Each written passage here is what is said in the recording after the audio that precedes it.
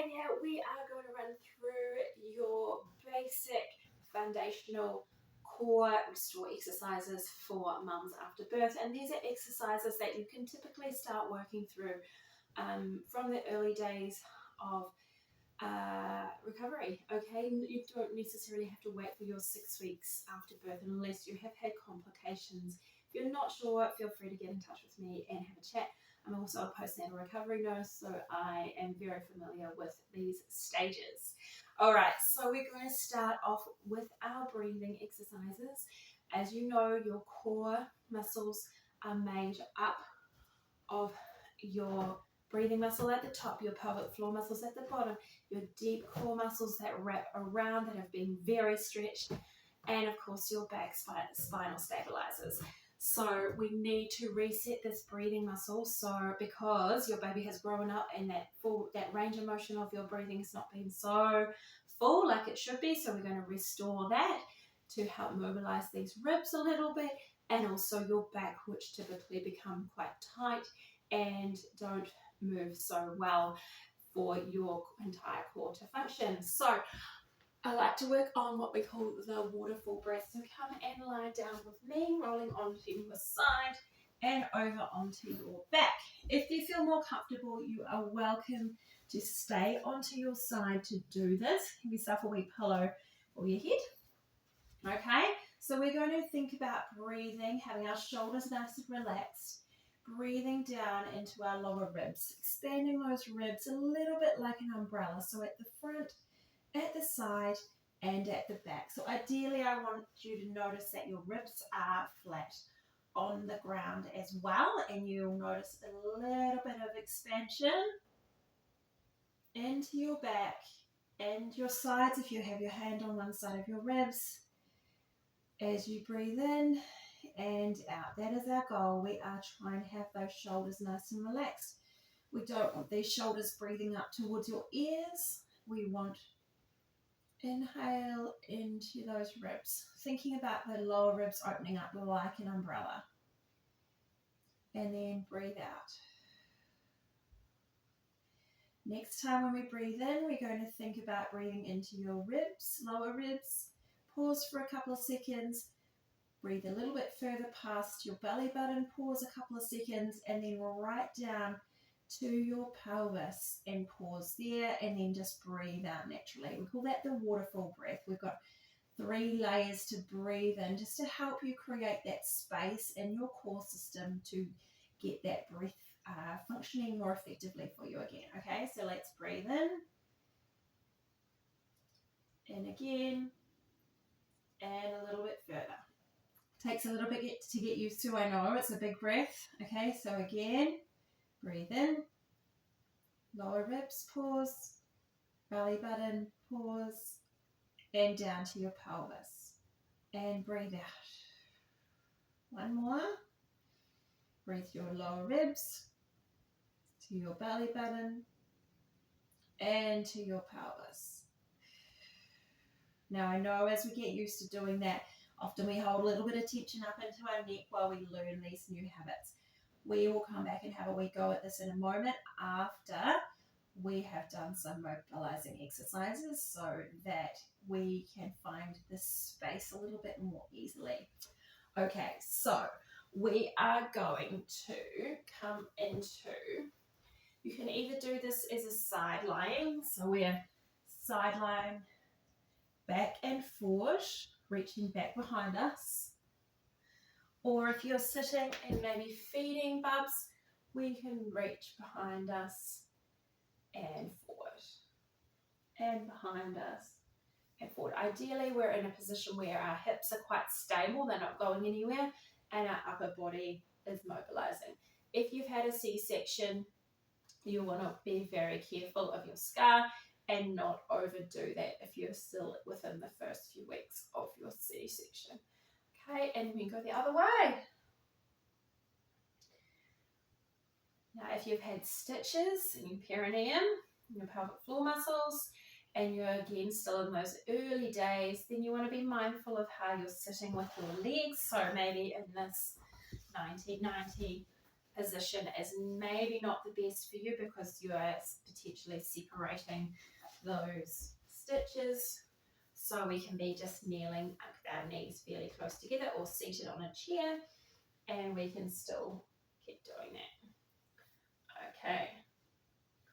Doesn't that feel good to move that upper body? All right, now we're going to go to the side. Same again, cautious if you've had a C-section within the last 3 or 4 weeks. Still quite early days of healing there. Let's go the other side. This one obviously has to be a sitting upright one, so we can't do this necessarily lying down. Now think about that breathing. See if you can breathe out into those lungs, down into that core, into the sides. Typically the sides are pretty tight after birth. Breathe in to the side of those lungs, down into the core. And let's do one more each side. Often we have one side that's a little tighter than the other. That's pretty common throughout, so we might need to do a few extra stretches on that tighter side.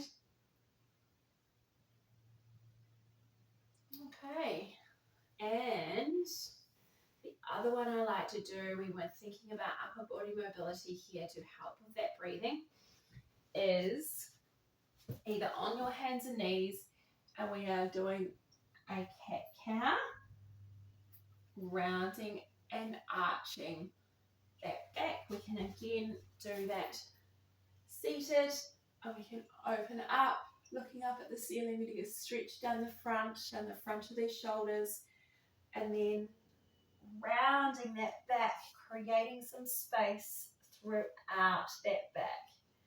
And then again, and we're a little bit of a pelvic tilt, back and forward throughout this motion as well. That's why this hands and knees position is quite good.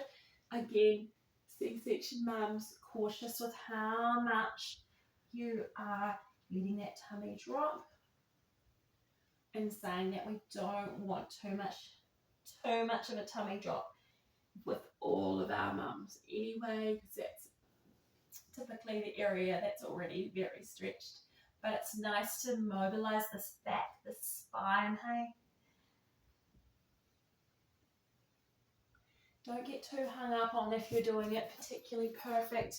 I always love to say some movement is better than no movement. And as you work through my guided videos, you will become more familiar with them as I talk to you in different ways, explain them in different ways. What I explain in one way might not resonate with some of you, but might resonate with others. Okay. Right, I'm going to get you down on to your back, either way, we're going to practice that breath again, just see if it's a touch easier, because we've done some mobility. Okay, rolling on your side and over onto your back. Okay, let's have another go at that waterfall breathing. So we're going to breathe in to your ribs, past your belly button, and then to your pelvis, and just breathe out. Now noticing we're looking for some expansion of those ribs, so have your hand on the side and maybe even feeling some expansion into the mat behind you. Breathe in, lower ribs, belly button, pelvis, and breathe out. Now we're going to do that in reverse. We're going to breathe all the way in, down to the pelvis, then we're going to draw our hip bones together, pause, belly button together slightly, and lower ribs sinking down as we kind of zip that whole core up. Okay, so breathing all the way in and draw the hip bones together. As you exhale, belly button and lower ribs sink down. Inhale all the way in, draw the hip bones together. As you exhale, imagine you're blowing out candles, belly button and ribs. One more.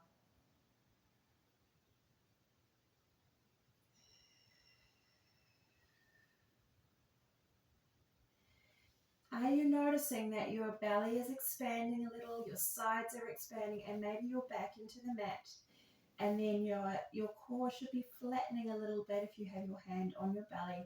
When you add that exhale, okay, so now we're going to add that exhale as we slide one leg away. Breathe in to bring the leg up and slide the other leg away, drawing those hip bones together.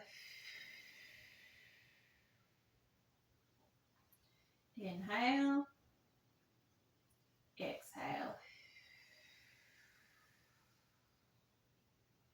Inhale, exhale. Inhale. Draw those hip bones together, hand on your tummy. You should feel your hand flatten very subtly under your tummy. Inhale, and one more.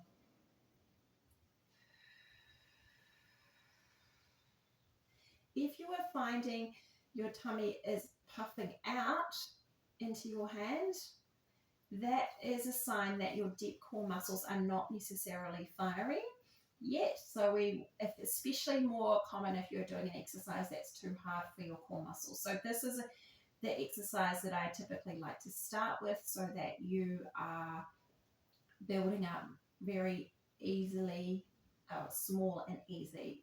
And then we're going to progress by adding a little weight to the hand or doing arm and leg and those sorts of things. So this is an essential place to start for everybody who's working on their core function. So don't skip it, even if you just do it for a couple of sessions and then you start progressing, then that is, and you're progressing well with good core control, good breathing and tension control and not breathing up into their shoulders, then you are going to be on the right track.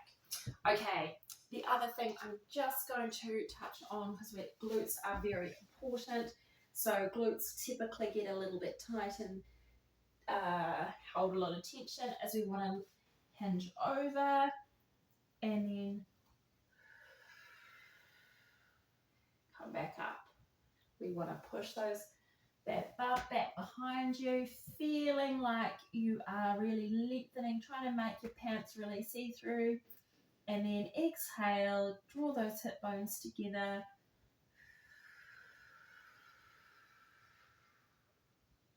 So I just want you to start becoming familiar with the concept of firing up your glutes, because they are essential in your stabilizing system for your core.